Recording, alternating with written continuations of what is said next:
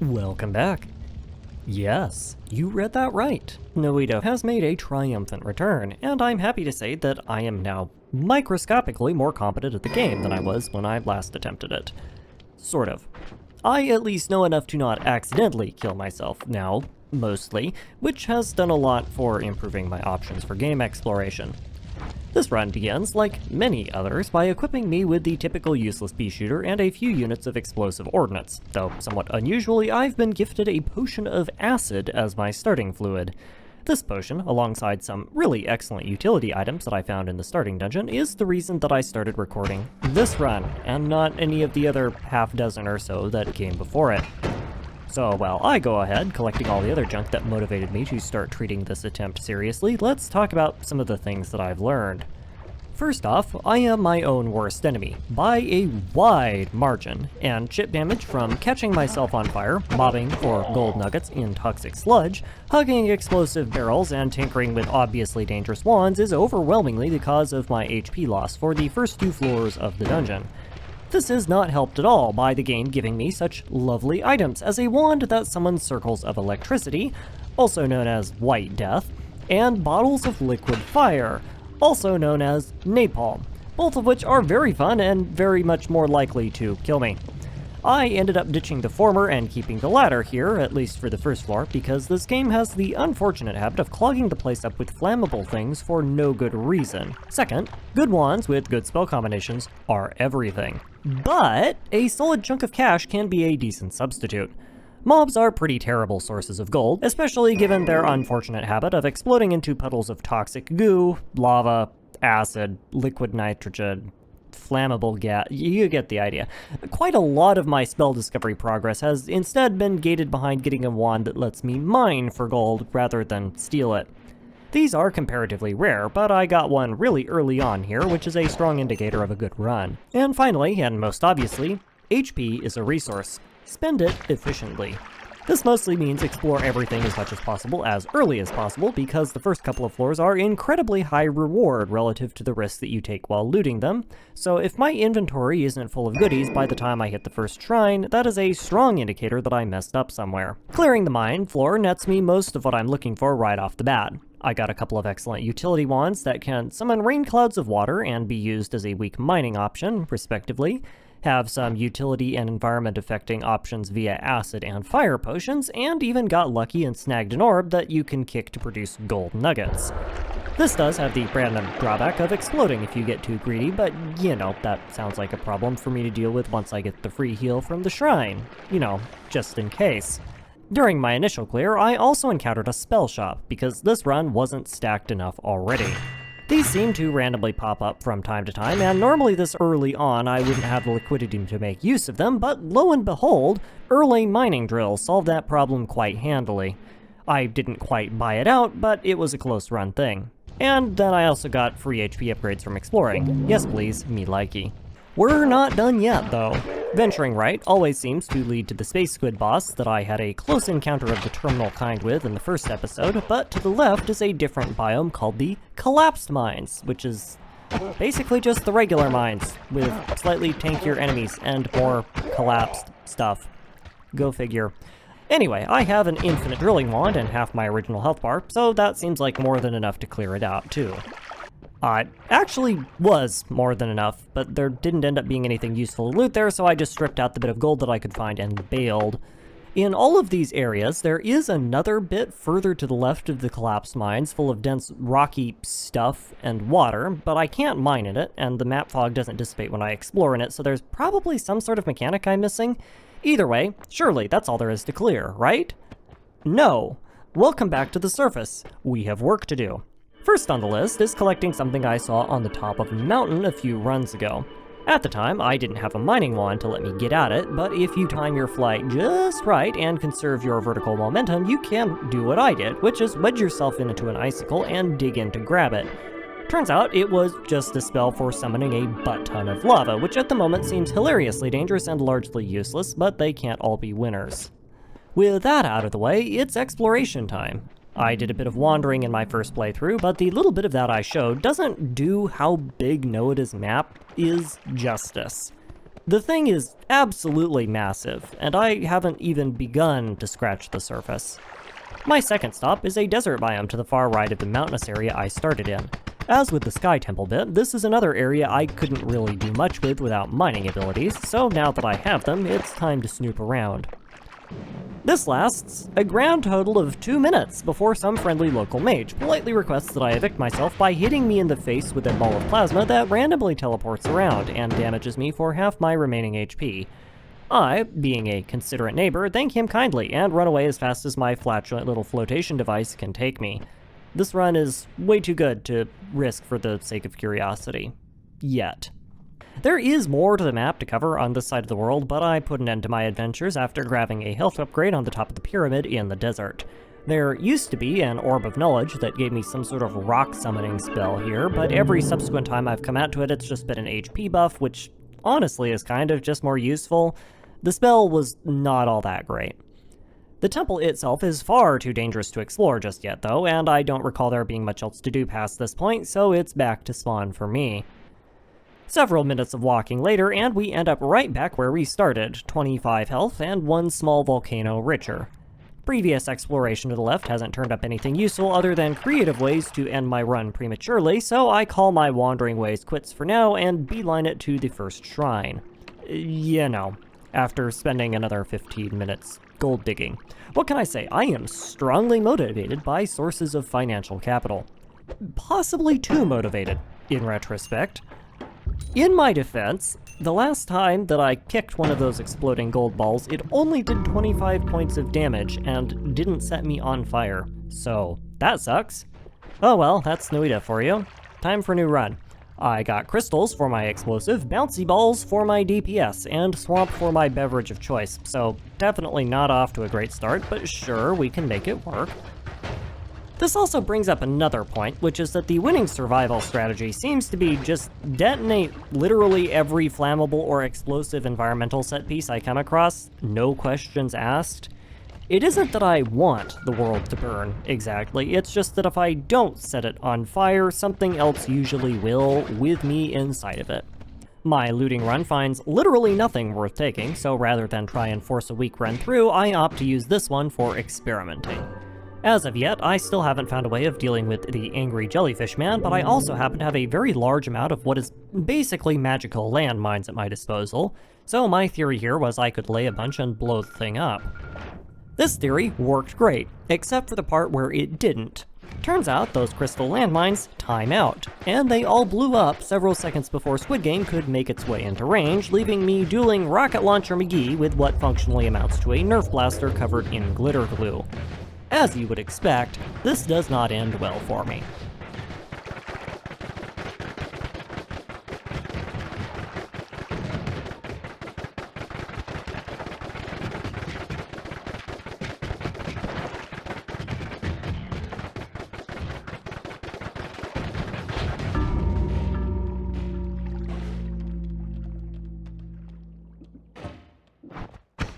Cool! Run number 3. Again, nothing special. The mine has already started on fire, though, so it seems like they were expecting me. This does end up being a much more optimistic start as well, because within a few seconds I find a giant compensation stick that shoots toxic slime balls. If you ignore the minor potential for extremely lethal friendly fire presented by shooting balls of toxic sludge from a wand that is constantly leaking flammable gas everywhere, this actually is a pretty decent weapon. The slime digs through soft materials a little bit, and it does enough damage to one-shot most mobs, at least. Works for me, because I have the luxury of having low standards. If you ignore the utterly ludicrous amount of self-damage I inflict on myself from all the toxic slime exposure, the run is actually pretty decent. Unfortunately, my avatar is unable to ignore the ludicrous amounts of self-damage I inflict on myself from toxic slime exposure, and dies before I can even finish clearing the first floor. What can I say? I am my own worst enemy. As if mocking me, run number 4 takes place with a special event. I've seen a couple of these happen before, but naturally this one involves pumping huge amounts of flammable gas into my mine, and then the pipes that produce it naturally dump acid on the ground when you break them, which then converts into more flammable gas. Fantastic. Just what I wanted. While it's at it, the game also makes sure that my first, and as I later discover, only substantial wand upgrade, and I'm using that term very generously, launches umpteen billion glittery, fire-trailing explosive bombs everywhere. Seems perfect. I can identify no obvious safety issues associated with using this wand in this dungeon. It does always cast add mana, though, and has a really short cast delay, so if I somehow survive using it, I can see some interesting potential for wand crafting here. And to my immense amazement, I do actually survive, and after getting no other meaningful upgrades save for a random firebolt wand that does nothing, and the 2 set-piece orbs that don't spawn angry booger demons when I pick them up, I hoof it down to the first shrine for the 5th or somethingth time this episode. Between all my monster nuggets and a gold orb that I found and intelligently waited to kick until after it blowing up wouldn't randomly kill me, I even have a bunch of gold to spend, which is good.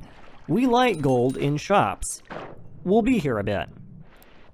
Or possibly not, because heaven forbid that I try to experiment a little bit with just a teensy little luminous drill combo without some random skeleton that does, indeed, have a license for that, blasting me in the face with a neon pink rocket launcher. For those who are wondering, this is Steve. Steve is a spam lord that spawns in as an anti-cheese mechanic to prevent you from escaping the shrine in a way that progression breaks it while allowing you to come back and edit wands later. He's pretty easy to kill if you're prepared, and I, unfortunately, was not. That's fine, this run sucked anyway. And the next run also kind of sucks, but it didn't suck enough to scrap instantly, so wow, we're back. Hold, please. Somewhat unusually, early on, my first shop entirely turns what would otherwise be a fairly sucky run entirely around. In addition to netting myself some lovely mining implements, I'm able to switch out combat implements for a wand that I affectionately will refer to as the Booger Blaster. As its name suggests, it's just another variant of the toxic slime ball launcher I had earlier, but this time it also sets them on fire, because of course an additional upgrade of nasal napalm will definitely make this thing safer and less likely to kill me. I'm not actually convinced that the Booger Blaster plus nasal napalm combo will be either safe or effective, but it doesn't actually matter, because the best part of the shrine was not the wands, it was the perk I was offered. Wand upgrades and bouncy spells are nice, I guess, but there was a clear winner here, and it was being able to tinker with wands everywhere. Most wands are only worth picking up for their spells, and most spells are only worth using situationally, and this perk lets me work around both of those problems all the time, no questions asked. In keeping with my usual trend of not following intended progression paths, instead of exploring the giant floor full of easily extractable gold and goodies, my path takes me immediately right back into the shrine, or rather, up into it. This ticks off Skeletor, who then is immediately crushed to death by collapsing rubble, serves him right. Luminous drills are one of the few things that I found that can dig through the stone shrines are made out of, and I have an experiment that I want to run back where I just came from. As it turns out, my hypothesis about that eternally dark area I mentioned earlier was partially correct. Fire doesn't light the darkness up, somehow, but fortunately for me, I got a spell modifier that ties a light source to projectiles I fire with it, and that does, enabling me to explore the whole area. Sort of. It ends up mostly just being full of water, which is a majorly annoying hazard to navigate around in Noita, but the fire trail effect combined with slime balls makes so much fire I can evaporate most of the water simply by shooting it, and if that ever gets boring, I can also carve out new places for it to go with my mining drill instead. The place isn't terribly interesting beyond that. There are no mobs, nothing to mine, and other than a free heal, nothing to loot. The other side of it, though, has some stuff that catches my eye. Or at least, it did for a little bit. I never actually got around to exploring any of said stuff because I was immediately accosted by some giant floating cape-wearing freak shooting lightning bolts that all but one-shot me and that also appeared to have infinite HP, so that little din of exploration didn't last very long. Knowing what I know now, I really ought to have looted up and powered up from the second dungeon layer a bit more, but new things were learned here, so it was well worth the trip regardless. After about half a dozen of the most singularly awful runs I've ever experienced, wherein I spent roughly 70% of my life poisoned, melting, burning, or swimming in lava, I finally got another decent run going in the form of this, I guess. Really, the only decent thing here is the amount of HP buffs I've managed to find, but given how the last few runs went, I'm beginning to think that there is no such thing as too many of those. In keeping with this trend, the shop is likewise unremarkable, save for the sale of a new spell that shoots giant metal boomerangs that seem uniquely suited to speedrunning the human condition, and a boon that gives me even more max HP, which I obviously take, so I move on to the second layer feeling particularly thick, but not all that much stronger. That is, until I find this wand. On the face of it, it's pretty terrible. This wand framework tends toward high rate of fire applications that have very low mana requirements, and they come pre-installed with a spell best described as a love child of dandelion fluff and homing mines. Initially, I thought a combination of low damage, low range, high persistence, and high friendly fire potential would be terrible, and for combat it kind of was, but it turns out that this spell can dig through rock very effectively, but also somehow doesn't destroy gold dust when it encounters it. So, cool. I just lucked into a perfect mining wand on the one level that I really benefit from having a mining wand. And then when you shoot the wall, the projectile detonates immediately, so you can't friendly fire yourself. Huh. Now, I know what you're thinking. You're thinking, wow, surely Goose didn't mine out the entire coal pit dungeon. That sounds like it would have taken forever. Well, you are correct. Technically, I didn't actually mine out the entire coal pit floor, because sometimes it just wasn't worth breaking through a mountain of rock to pick up a single pixel of gold dust. But, well, let's just say there wasn't much left of the place by the time I was done with it. During that time, I started really warming up to the Dandelion Fluff spell, and will admit that my initial assessment of it was perhaps overly critical. While it does have the potential for extreme amounts of friendly fire, this is mitigated quite a lot by the really obnoxiously obscene range at which the projectiles home in on enemies.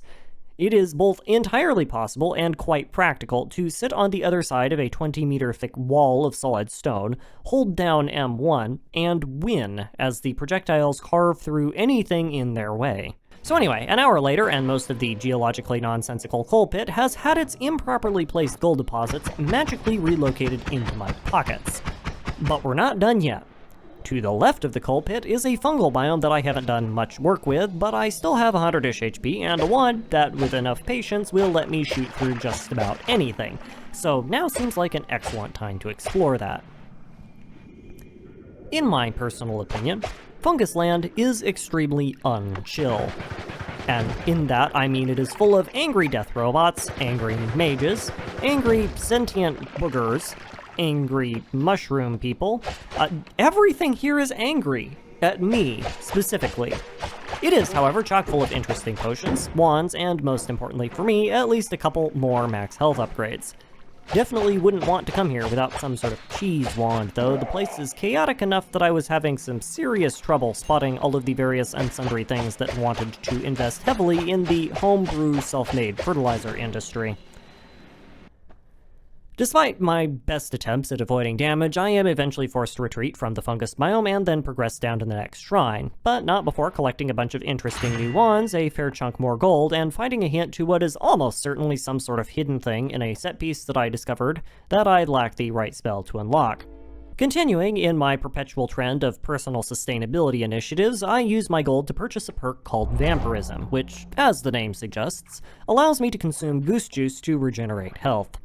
I have no idea what the regeneration rate is like, and it comes with a 25% max health downgrade, but I tend to produce quite a lot of juice, simply by existing, so even if it is weak, I feel like it would be well worth picking up. I did get a tad unlucky in that the second shrine shop only sold spells rather than the entire wand, but even with that drawback, I was still able to craft up some stuff that I expect to be pretty effective. First, we have the Dandelion Apocalypse. There are actually so many of these homing mine spells being fired per second that it will probably make a decent smokescreen against incoming damage, in addition to any mining and combat applications that it may have had.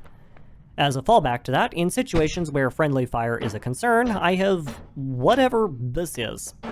It has no sustainability whatsoever and takes, unironically, like a minute to recharge after being used, but in emergencies it will make for a perfectly acceptable delete everything in that general direction option. As it turns out, I'm correct. A solid wall of dandelion fluff does work excellently to stop most conventional projectile attacks, up to and including sniper rounds. I'm feeling pretty good about my chances on this run. So yeah, I think we can officially say that I am now on Team Edward. Worm juice, it turns out, doesn't count for the vampirism buff, which is a shame because Urfi here has happily donated an entire lake of this stuff. But the regular old cherry flavor is, not in short supply. My dandelion cutter wand has a spell on it called Chainsaw that reduces its cast speed dramatically, and that, in addition to said cast speed reduction, has the, side effect of making it very good at chopping up meat into everyone's favorite red beverage. And there's a lot of meat to go around down here. This results in a lovely little combat loop. I engage, deploy Infinity +2 homing mines to soak projectile damage, and then, if the mines somehow don't damage the enemies enough, can shoot through them with my other wand to deal damage more conventionally. Any damage I take in the process can usually be healed up by pulling a Jesus on the unfortunate monster's corpse until it turns into raspberry Kool-Aid, and then I repeat the process. Even better, you can bottle the leftover Kool-Aid and drink it after the fact, so not only do I have effectively full health regeneration on any mob kills, I can also turn half my inventory into healing potions. This little bit of tech has given me an incredible amount of flexibility. I effectively have infinite health regeneration, as long as I'm careful, and extremely powerful ablative armor on demand, so the only limits to my power scaling are the strength of the wands that I'm carrying, which leads me to my next project. I need a way back to the surface. Without luminous drills or black holes, I can't drill through the shrine rock that separates stages, but there might be another way. When I fought Squid Game, the mini-boss, the first time, the giant pit I fell down led to this biome. Logically, then, this raises the question of whether or not I can climb back up it, and it turns out I can, letting me visit the 2 shrines I already hit up. What it doesn't do, however, is let me tinker with wands, so I'm still stuck trying to find a wand with luminous drill or black hole to break out of the shrine without losing the wand editable status effect it grants, so I'm kind of back to the drawing board there. My adventure climbing back up the side of a cavern wall did give me a chance to notice some weird things. The first was a bit of wall that was made out of a different material and appeared to be crumbling, and when I mined through it, I encountered whatever this is. After it passed the usual "can I shoot it and does it damage me" sanity tests, I spent a while here trying to figure out what it was for, and I suspect I failed. The little drone thing rotates relative to a vector drawn from my avatar to my cursor's position, and boosting makes it accelerate, so my first thought was, oh, it's a racing minigame. But despite spending a solid 20 minutes running the little drone around in circles, nothing ever came of it. The second thing is that I heard an orb of knowledge down here.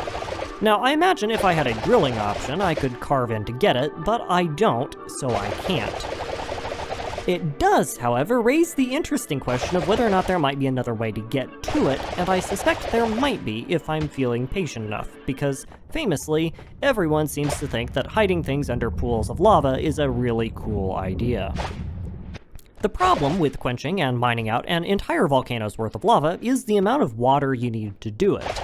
I, for one, have no intention of exploring the cave systems down here and frantically trying to lick up scraps of the stuff because I have a life and want to do productive things, like play video games. Sure. Anyway, I instead opted to engage in some creative stormwater management. Remember that lake that lives behind the mountain? Yeah, I can't drop it directly on the lava because I can't mine a hole through the rock, but I can create a channel to pour water in right next to it and bottle it from there. Now we just have to do the whole excavation thing. I wish I could say that that part was interesting, but, yeah, not really. At least not until I got glitched into the rock and died. That was a little bit vexing. At the very least, progress has been made. New spells have been unlocked, new tech has been discovered, and yeah, no, that was just really annoying. I had plans for that run, damn it. Anyway, what did we learn from this? First off, Dandelion Fluff, whatever it's called, is incredible and is going to be a nearly instant take just about every time I see it.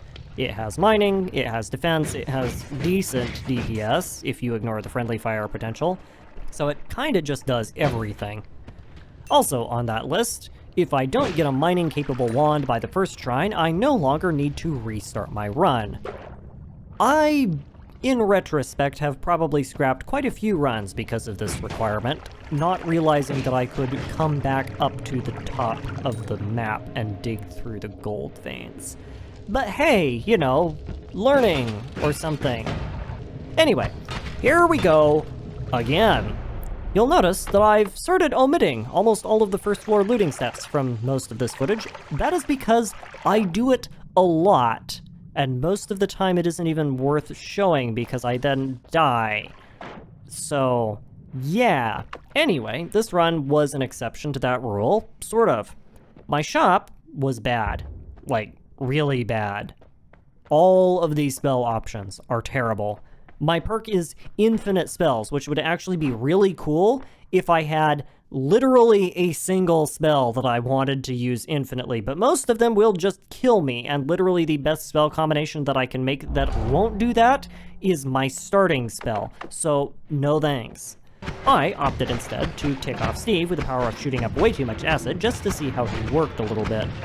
In retrospect, I really should have tested using fireballs first because his ablative shielding regenerates so fast that I couldn't penetrate it to damage him, my crystal landmines detonated too early again, and dripping acid on him just didn't do anything, so he won this time.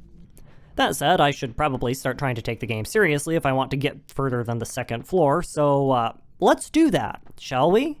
With this run, my shrine is pretty bad, situation normal, but not utterly horrible. A pleasant surprise, and it grants me 50% max HP as my perk, again. If I were min-maxing, I would want to take this as late into the game as possible, but I'm mostly just trying to survive, so I don't bother. My spell selection was miserable, but I did at least get a chain bolt spell, which will hold me for a little bit. An in-dungeon spell shop also gives me the digging bolt spell, so worst comes to worst, I can just skip back up here by climbing up the jellyfish hole and grab some gold after the fact.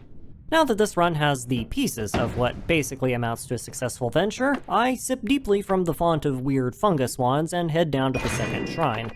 As always, I'm on the lookout for luminous drills, and while I don't find any of those, or for that matter, any real upgrades whatsoever for the second shrine in a row, I do find a new spell called Plasma Cutter, which is basically the same thing as luminous drill, but actually usable. My attempts to teleport past the shrine collapse point fail this time around, unfortunately, so I will probably end up needing to use this to plasma cut my way through the next one if I want to start cheesing things. So here's hoping I find something that can take care of old Boney by then. Plasma Cutter, as it turns out, is not a terribly safe spell to use by an inexperienced mage, and after some intense industrial accidents involving said spell, I find myself forced to complete, major air quotes there, the snowy dungeon biome at very low HP. Rather than risk losing the run, I opted to dig through the entire map and ignored all combat and loot in favor of getting to the shrine. During this, I discovered another spell shop offering a bunch of new spells, along with the star of the previous run, which, as it turns out, is called Pollen, not Dandelion Fluff. If I survive what I'm about to do here in a moment, I will absolutely be coming back and buying that. And to my immense amazement, I do survive. I make it to the shrine without too many further issues, though I do now have no money, so wand purchases are out of the question, and my new toxic immunity perk, while stacking nicely with the fire immunity one, is going to do jack all to Skeletor, so I'm stuck taking the guy out with the contents of my pockets. Thankfully, I have a plan for that. For all of his remarkable DPS, Bonehead here doesn't seem particularly inclined to break through the shrine brick, and his projectiles have to hit pretty close to me to do any damage. My solution, then, is to become a tunnel rat. With industrial welding equipment. Sure, it's slow, but hopefully he won't be able to hit me if I'm in the walls. I, on the other hand, have no such issue because I can freely plink away with the wonderfully cheesy chain bolt spell, which, for the most part, can ignore thin walls entirely. This plan, as with many of my plans, works great, except for the one part where one of the actors is senile. In this case, it's not actually me, it is instead Skeletor, who seems to have some serious object permanence issues. Eventually, Steve starts to get with the program and investigates the giant rat hole I carved into the side of the shrine he's supposed to be protecting, and that is where he made his fatal mistake. For you see, Steve is fat, and whenever you shoot him, he leaks bone dust everywhere. The combination of these two unfortunate traits is enough for me to trap him in the entryway to said rat's nest, and from there it's only a matter of time. And now, the moment of truth. Yes, I can, in fact, still manipulate spells, despite being able to escape the shrine. Mind you, this is only one piece of a very complicated puzzle I have to work with. I may be able to freely move between areas and tinker with wands, but health is still a majorly limiting factor. Especially if I keep doing stupid things like hitting myself with my own plasma lance. I don't really think there's much I can do about either of those two just yet, short of scouring the map for health pickups or getting good, so my mission remains the same. Get as much max HP as possible, get as stacked as possible, and hopefully find a way to heal. To that end, my first stop is the volcano. Again. Plasma torches beat lava, as it turns out, so there will be no more lava cheese for me, please and thank you. In retrospect, it would have been substantially faster to just dig towards the ding-dong sounds from the other side of the wall. I will have to remember that for next time. Still, this was worth it, if for no other reason that in future runs I can now leverage this spot for more max HP. Because for my efforts, I'm rewarded with yet another cryptic green copy pasta and a magical spell called Nuke that, for obvious reasons, I will not be testing. The volcano, of course, is toast, which is ironic and also a little bit hilarious, as is most of my health bar, which is less hilarious, and several of my major internal organs, which is actively concerning, so my next task is to get my HP back.